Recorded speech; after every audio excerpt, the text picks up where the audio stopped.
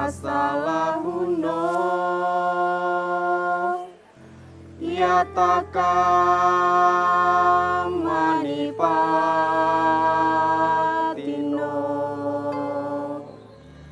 cita sadamato sadu citang dantang sukawahang sududasang suni punang yataka manipatinang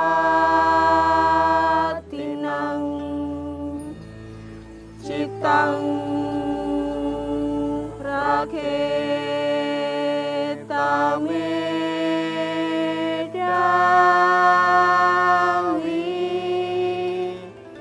citang gutang sukawahang,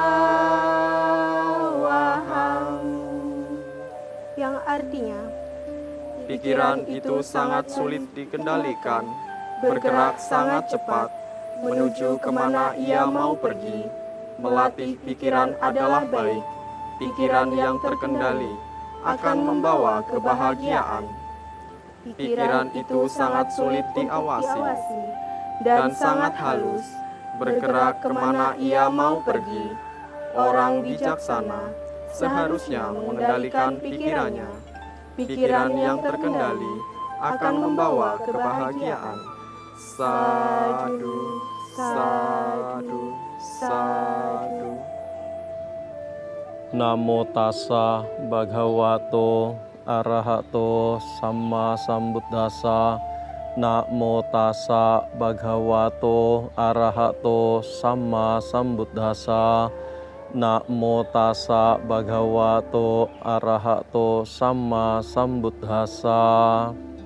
Pemirsa yang berbahagia, senang sekali kita berjumpa kembali di Spirit Kehidupan Mimbar Agama Buddha. Dan terimalah salam bahagia dengan Dhamma Sotihotu Namo Buddhaya. Namo Buddhaya. Saat ini saya berada di pelataran Dhammasala Wihara Theravada Buddha Sasana, Kelapa Gading, Jakarta Utara, bersama Yang Mulia Bante Ratanadiro dan juga seluruh umat Wihara Theravada Buddha Sasana. Dan pemirsa, kita akan bincang-bincang dengan Bante dan juga seluruh umat Wihara Theravada Buddha Sasana atau lebih dikenal dengan VTBS. Kita akan bicara tentang bahasa tanpa kata. Nah, ini unik sekali. Kita akan langsung tanyakan kepada Yang Mulia Bante, apa maksud dari bahasa tanpa kata itu sendiri. Namo Buddhaya, Bante. Bisa dijelaskan, Bante, bahasa tanpa kata. Biasanya bahasa dengan kata-kata. Tapi sekarang saat ini kita akan bahas bahasa tanpa kata. Maksudnya bagaimana, Bante? Tema kita pada program acara kali ini adalah bahasa tanpa kata. Tentu saja bukan berarti kita diam-diaman dari awal sampai akhir, ya, tidak ada pembahasan. Tetapi yang ingin saya sampaikan adalah bagaimana kita memiliki komunikasi yang baik. Komunikasi yang baik. Sesuai dengan ajaran agama Buddha. Karena pada dasarnya bahasa sendiri ada beberapa macam. Ada bahasa lisan, ada bahasa tulisan, ada juga bahasa visual, bahasa tubuh. Ya, bahasa tubuh. Nah, di sini kita bisa menggunakan banyak bahasa untuk melakukan komunikasi dengan tepat. Saya pernah punya satu cerita, ya, ini pengalaman pribadi saya. Pada saat itu, ya, saya sedang menunggu pesawat mau terbang, ya, berangkat ke sebuah kota. Ya. Tapi oleh karena ada suatu dan lain hal, maka pesawatnya itu ditunda, delay, alias delay. Nah, biasanya kan kalau pesawat delay ada yang namanya kompensasi. Betul. Yaitu ya makanan, yaitu ya roti-roti, minuman. Ya. Kemudian saya dapat Ya. sebagai Kompensasinya. kompensasi itu karena keterlambatan pesawat. Ya. Saat itu suasana sudah malam hari, jadi otomatis saya sudah tidak makan lagi. Ya. Nah, jadi daripada makanan ini juga sia-sia terbuang, Ya. akhirnya saya berikan kepada petugas kebersihan yang ada di bandara itu. Oh. Dan saya tidak mengucapkan apa-apa, saya hanya datang ke dia, saya berikan ini roti. Ya, tidak berbicara, tidak ngomong, hanya kasih begitu saja sudah. Ya. Itu sudah jelas. Jadi dari situ kita bisa berbuat baik.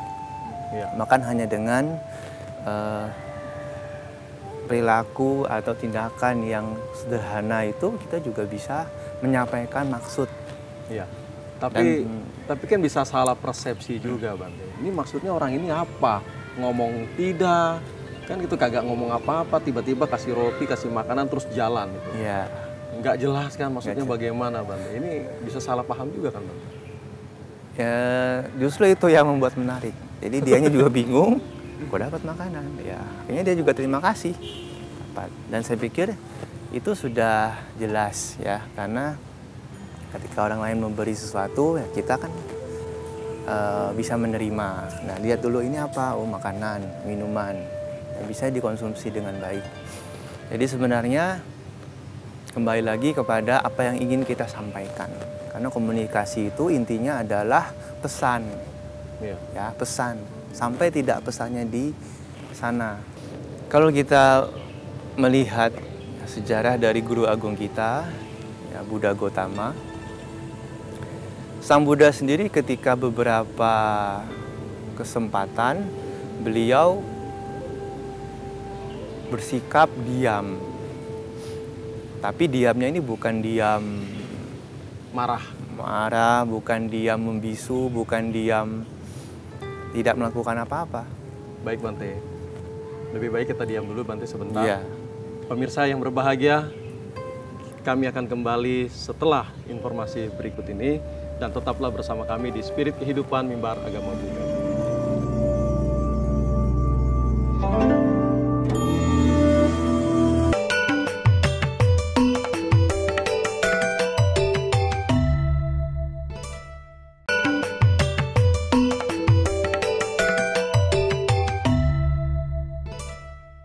Pemirsa yang berbahagia, kembali bersama kami di Spirit Kehidupan Mimbar Agama Buddha bersama Yang Mulia Bhikkhu Ratanadiro dan juga seluruh umat dari Wihara Theravada Buddha Sasana Kelapa Gading, Jakarta Utara.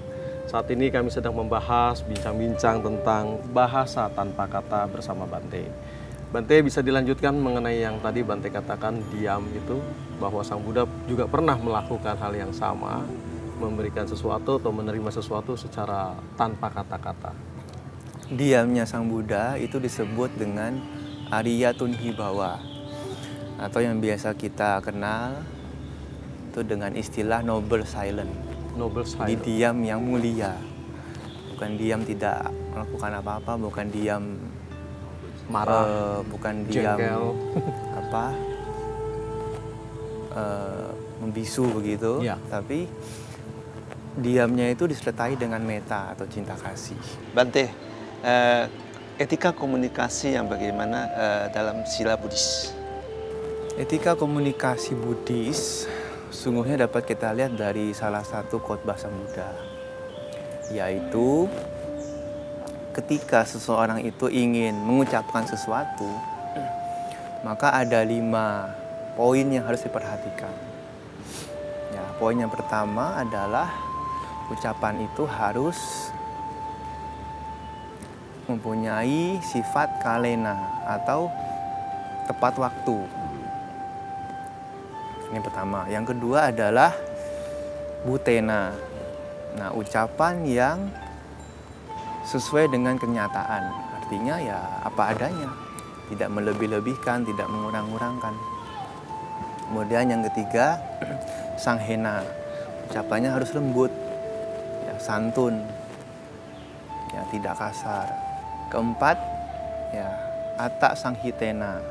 Ucapan itu juga harus memberikan manfaat bagi yang mendengar. Nah, yang terakhir adalah ucapan yang diucapkan itu harus memiliki meta di dalamnya atau cinta kasih. Ya, niat cinta kasih, kasih sayang kepada semua makhluk ketika mengucapkan itu. Jadi tidak ada kebencian, tidak ada kemarahan, ya, tidak ada kesombongan. Nah, inilah sebetulnya etika komunikasi Buddhis itu bisa kita terapkan seperti itu. Jadi ketika ingin mengucapkan sesuatu, diperhatikan dulu, sudah tepat belum? Sudah baik belum? Sudah sesuai dengan kenyataan tidak? Nah, kalau memang sesuai dengan kenyataan tapi tidak tepat waktu, sebaiknya jangan diucapkan. Daripada nanti malah memperburuk keadaan. Ini yang ada di dalam pembahasan khotbahnya Sang Buddha. Ya, ada 5 Bante ya. Ya, 5 itu. Jadi itulah kunci dari ilmu komunikasi atau tadi disampaikan etika komunikasi ya Bante. Betul. Romo barangkali mau tambahkan lagi. Saya kira apa yang disampaikan Bante ini bukan berarti di dalam topik yang kita angkat hari ini mengenai kata tanpa bahasa. Bukan berarti kita diam-diam. Berarti dia. Tetapi kita harus dapat memahami setiap ucapan dan kata-kata yang kita keluarkan atau kita katakan itu jangan sampai menimbulkan konflik. Kemudian mengganggu perasaan orang lain menjadi tidak nyaman ya Bante. Jadi saya kira apa yang Bante sampaikan tadi dapat kita terapkan dalam kehidupan kita sehari-hari. Maka dengan cara seperti ini kita sudah berbahasa yang baik, kemudian konflik akan terhindar. Ya, saya kira itu. Bante, kita break sebentar. Pemirsa yang berbahagia, tetaplah bersama kami di Spirit Kehidupan Mimbar Agama Buddha dan kami akan kembali setelah informasi berikut ini.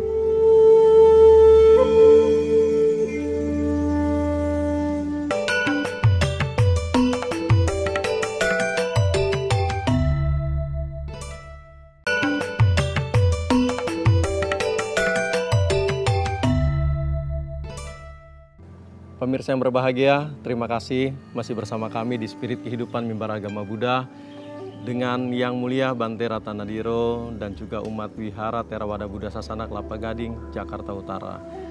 Bante, kita lanjutkan bahas mengenai bahasa tanpa kata dan ilmu komunikasi yang sudah disampaikan oleh Guru Agung kita sejak 2600 tahun yang lalu. Yang tadi Bante sudah sebutkan ada 5, ucapan itu harus tepat waktu, kemudian sesuai kenyataan, ucapan harus lembut, kemudian juga harus memberikan manfaat bagi yang mendengar supaya tidak terjadi salah paham Bante ya. Lalu yang terakhir juga ucapan itu harus memiliki meta atau cinta kasih, bukan ucapan itu dengan kebencian.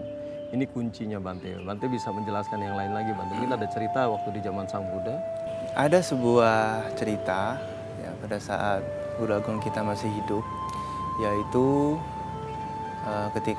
ketika itu adalah 2 kelompok ya biku saling beradu argumen. Ya, mungkin yang satu kelompok menganggap mereka yang lebih baik dibandingkan kelompok yang lain. Tapi yang satunya malah juga ya tidak setuju, dia menganggap lebih benar. Nah, akhirnya terjadi perbedaan pandangan. Ya. Nah, kemudian ketika itu kan kalau kita baca ceritanya, Sang Buddha memberikan nasihat dulu. Ya. Nasihat ya, bagaimana untuk hidup dengan rukun, ya, daripada bertengkar, berselisih seperti ini kan tidak baik, apalagi sama biku. Ya rukun sajalah. Tapi mereka tidak mau mendengar. Para biku ini ya keras kepala, tidak mau mendengarkan Sang Buddha. Akibatnya apa? Seperti tadi, Sang Buddha juga melakukan diam yang mulia. Nah, Sang Buddha pergi kan ke sebuah tempat yang sepi, tidak marah, tidak menyalahkan, tidak membela salah satu, ya, tidak memilih siapa yang benar, siapa yang salah. Sang Buddha pergi. Nah, daripada berbicara juga tidak dengar, tidak ada gunanya, bahkan mungkin bisa menyulut api kebencian lagi. Ya, lebih baik Sang Buddha pergi ke tempat yang sunyi. Nah, disitulah mereka jadi sadar dengan sendirinya. Ya, tidak usah diberikan sesuatu yang khotbah-khotbah yang panjang. Tapi dengan perginya Sang Buddha, diamnya Sang Buddha itu, mereka jadi mengerti, oh ternyata selama ini saya salah. Nah, Sang Buddha yang benar. Akhirnya mereka datang ke Sang Buddha dan meminta maaf. Nah, setelah itu Samudra mulai memberikan khotbah yang tepat untuk supaya semuanya ini menjadi rukun kembali dan timbul ya rasa persaudaraan. Jika terjadi satu perselisihan, katakan gara-gara komunikasi yang salah paham seperti itu Bante, kepada diri kita sendiri harusnya bagaimana? Karena ini kan kadang-kadang juga sulit kita untuk memulai lagi. Kita sudah berselisih paham dengan orang lain, lalu kita mau memulai membangun lagi itu juga agak sulit. Menurut Bante sendiri bagaimana? Harus belajar untuk memaafkan. Belajar memaafkan. Iya. Karena di dalam Dhammapada dikatakan bahwa ketika seorang itu penuh dengan kebencian dan maka ketika dia meninggal dia akan langsung jatuh ke alam menderita. Nah, jadi daripada kita saling membenci, dendam, ya bermusuhan, ya lebih baik memaafkan saja. Kalau memang kedua belah pihak ini yang bertengkar itu bisa ya mengalah gitu, ya baiknya sih dua-duanya mengalah. Tapi kalau salah satu mengalah sudah baik sekali. Apabila sudah perbuatan baik itu sudah dilakukan banyak sekali Bante, tapi gara-gara satu kebencian itu apakah bisa memungkinkan setelah meninggal terlahir di alam yang tidak baik? Mungkin sekali.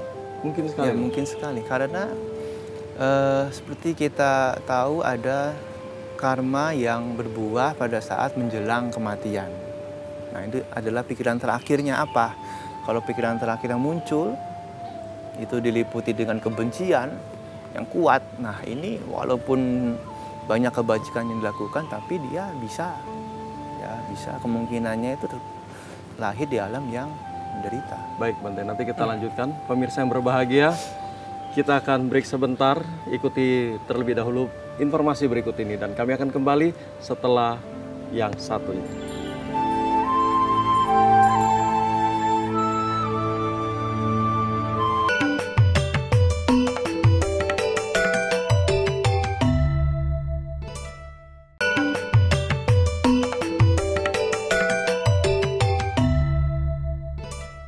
Pemirsa yang berbahagia, terima kasih masih bersama kami di Spirit Kehidupan Mimbar Agama Buddha bersama Yang Mulia Bhikkhu Ratanadiro dan juga umat Wihara Theravada Buddha Sasana. Bante tadi sudah katakan walaupun banyak berbuat baik, tapi pada saat menjelang kematian pikirannya dipenuhi dengan kebencian, orang ini akan bisa meninggal dan terlahir di alam tidak baik Bante ya. Itu kalau perbuatan baik sudah dilakukan itu jadi sia-sia atau bagaimana Bante? Ya, tentu nanti ada kesempatan untuk berbuah nantinya. Oh, tapi pada tidak saat sia-sia itu, maksudnya. ya belum bisa memberikan hasil karena kebenciannya yang kuat ini menghalangi untuk berbuah. Oh, jadi Makanya kita harus buang semua kebencian. Ya, jangan ada simpan kebencian di dalam hati kita, buang. cara buangnya Bante. Cara buangnya harus belajar memaafkan. Belajar memaafkan Ya, bagaimana Bante? memaafkan.